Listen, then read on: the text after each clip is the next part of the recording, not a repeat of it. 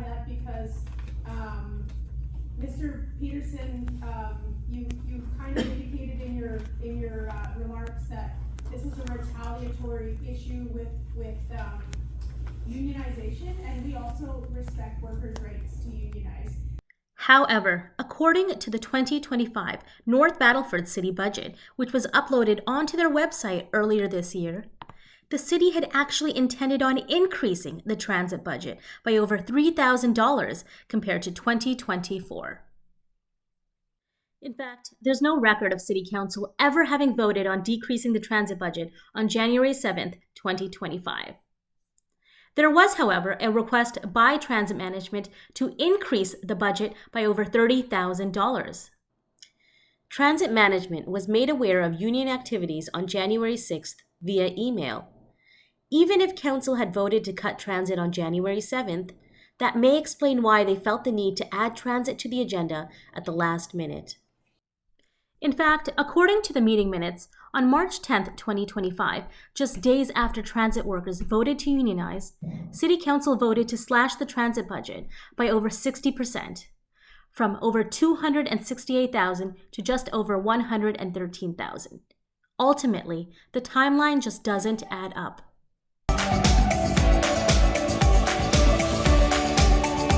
We were subsidizing each ride to the tune of $16 per ride.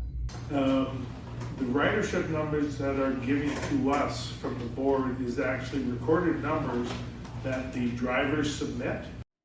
This dollar amount is based on claims by City Council that the ridership numbers for North Battleford average around 10,000 per year. However, many transit workers we've spoken to have stated that it's actually closer to 110 to 125 riders per day, averaging about 30,000 riders per year. The only way to truly know the real ridership numbers is to look at the actual numbers transcribed by the drivers. All requests to the Transit Management to release the ridership numbers for the City of North Battleford have been ignored.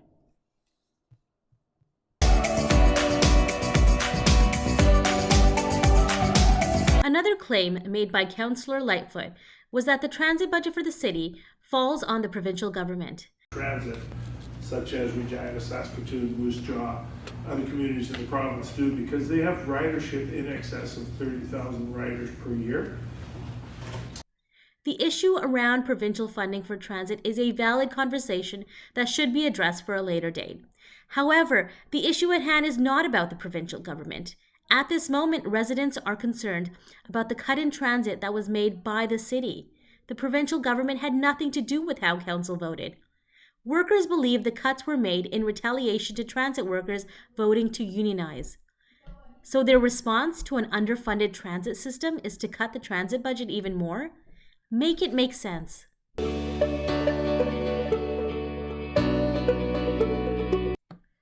This decision to cut essential services like transit is an interesting one, especially while other recreational services like the North Battleford Golf and Country Club saw a $75,000 increase in their budget.